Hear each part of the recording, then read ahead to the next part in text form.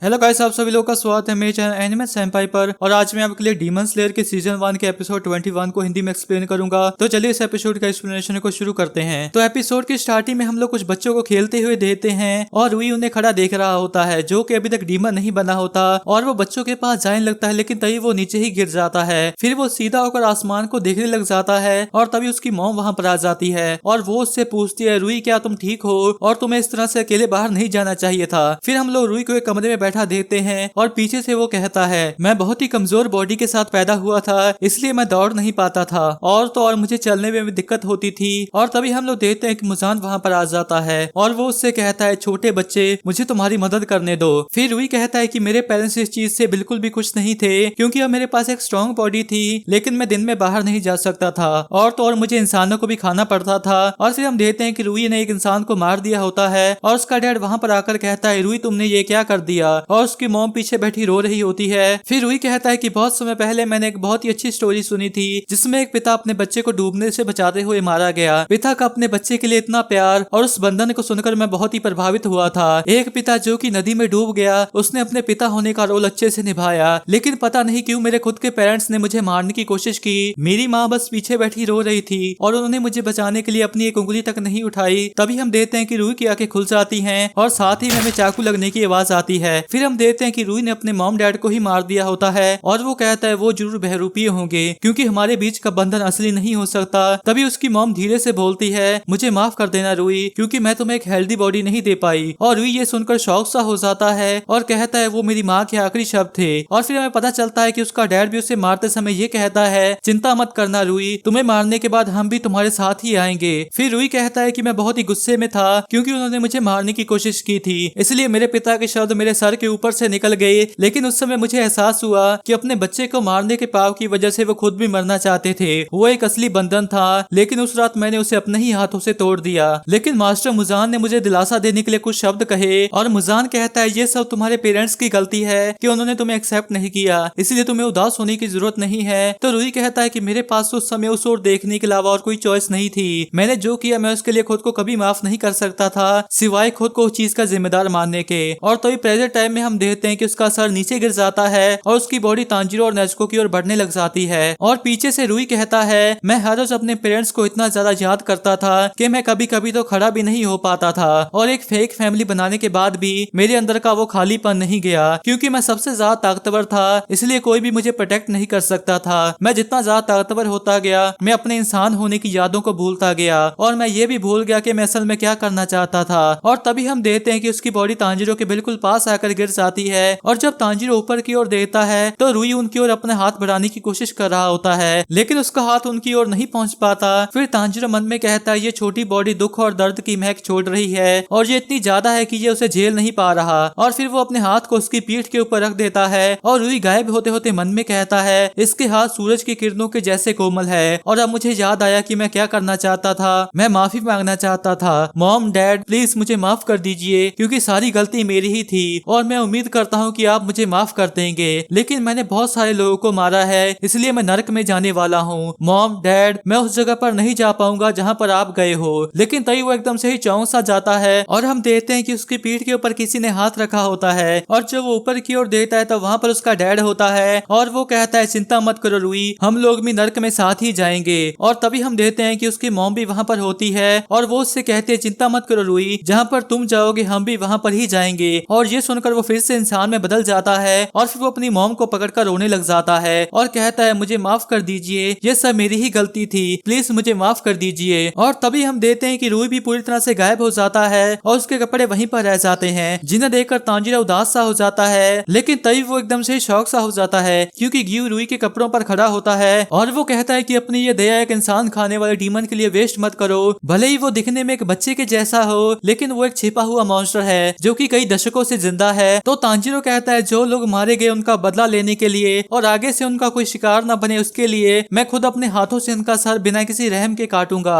लेकिन वो जिनके लिए एक डीमन होना निराशा से भरा है, वो जो अपने किए कामों के लिए पछतावा महसूस करते हैं, मैं उन्हें कभी भी अपने पैरों तले नहीं कुचलूंगा, क्योंकि डीमंस भी कभी इंसान थे, वो भी मेरी तरह इंसान थे। तो प्लीज अपने पैरों को पीछे कीजिए, वो कोई छुपे हुए मॉन्स्टर नहीं है। डीमंस निराशाजनक जीव हैं, वो सभी दुखदाई जीव हैं। और तांजीरो जरा सा गुस्सा भी हुआ होता है और तभी ग्यू नेजुको को ध्यान से देखता है तो उसे याद आता है कि वो दोनों कौन है। लेकिन तभी उसके पास बटरफ्लाईज आ जाती हैं और अब शिनोबू को उनकी ओर आते हुए देखते हैं। लेकिन तभी ग्यू तांजीरो के सामने आ जाता है और शिनोबू के वार को रोक देता है और ये देखकर वो भी हैरान सी हो जाती है और फिर वो लैंड होकर कहती है, तुमने तो कहा था कि हम डीमंस के साथ कभी दोस्ती नहीं कर सकते, तो तुम मेरे रास्ते में क्यों आए? शायद इसीलिए ही कोई तुम्हें पसंद नहीं करता। और तभी हम लोग एक आदमी को देखते हैं जिसका के नाम गोटो होता है और वो कहता है, लेडी कोचो का ये एंटीडोट तो बहुत ही इफेक्टिव है। और हम देखते हैं कि उसी के एक डोज से उस डीमन स्लेयर का सारा जहर खत्म हो जाता है। तो दूसरी लड़की कहती है, बिल्कुल सही, उन्होंने सिचुएशन को सिर्फ एक बार देखकर इसे बनाया है, वो सच में कमाल की हैं। और वो इंसान भी कमाल का है क्योंकि उसने उस डीमन को हरा दिया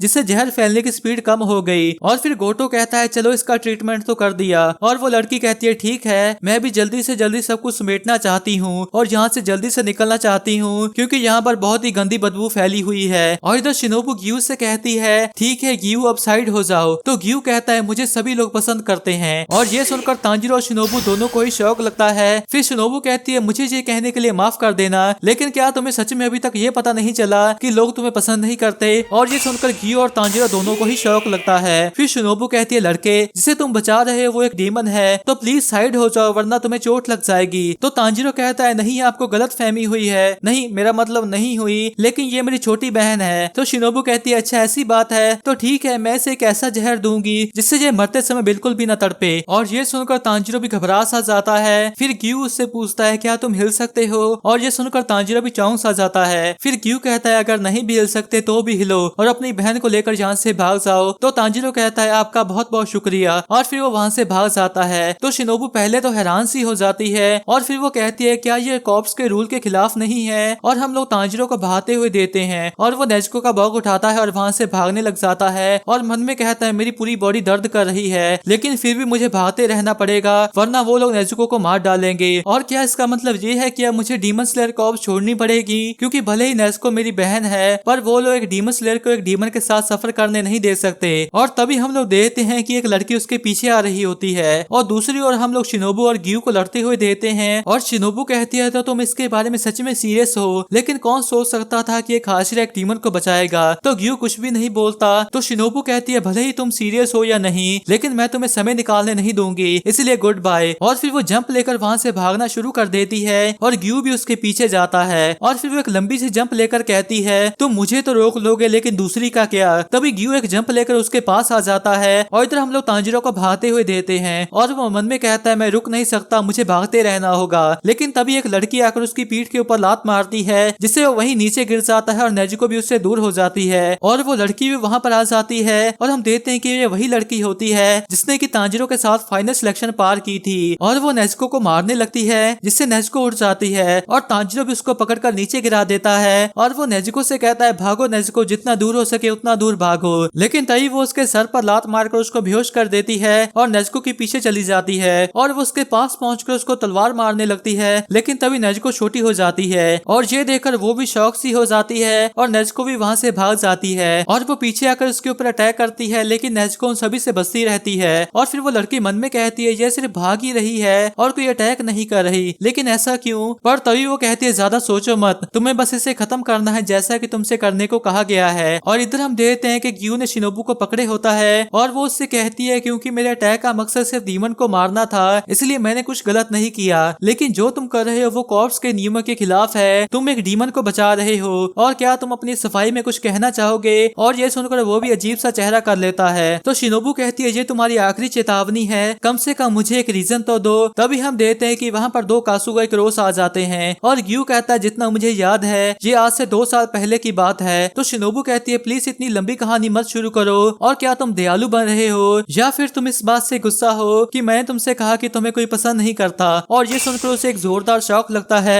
फिर शिनोबू अपने स्लीपर से एक ब्लेड निकालकर उसको मारने लगती है। लेकिन तभी वो कासुगा क्रो बोलता है, मैं हेडक्वार्टर से एक मैसेज लेकर आया हूँ, जिससे वो दोनों वहीं पर रुक जाते हैं। और वो क्रो कहता है, तांजीरो और नेजुको को पकड़ना है और उन्हें हेडक्वार्टर में लेकर आना है। और ये सुनकर वो दोनों ही चौंक जाते हैं। और तभी उस लड़की के पास से क्रो आकर कहता है, तांजीरो जिसने हावरी पहनी है और नेजुको एक डीमन लड़की जिसके मुंह में एक बैम्बू है, उन दोनों को वापस लेकर आना है। फिर वो नेजुको से पूछती है, तो क्या तुम नेजुको हो? इसके बाद वो दोनों ही अपनी तलवारें वापस रखकर वहाँ से चले जाते हैं। और तभी गोटो और वो दूसरी लड़की तांजीरो के पास आते हैं और गोटो कहता है तो इस लड़के को लेकर जाना है। और तभी दो लोगों को इनोसुके बंधा हुआ मिलता है और पहले तो उन्हें लगता है कि वो कोई डीमन है, तो फिर वो एक लकड़ी के साथ उसका मास्क उतारते हैं जिससे उन्हें पता चलता है कि वो भी एक इंसान ही है। जिसके बाद वो उसे उतार कर अपने साथ ले जाते हैं और इनोसुके मन में कहता है कि मैं कुछ नहीं कर पाया, मैं खुद एक डीमन तक को भी नहीं मार पाया और अब मुझे लग रहा है कि मैं इतना भी ज्यादा ताकतवर नहीं हूँ। और फिर हम देखते हैं कि जेनित्सु को उन लोगों ने एक मम्मी बना दिया होता है और उसके आसपास कई और इंसान भी होते हैं और वो उन लोगों की ओर देखकर कहता है ये लोग कौन है, और वहाँ पर वो फाइनल सिलेक्शन वाली लड़की भी होती है। फिर जेनित्सु मन में कहता है अब मुझे याद आया,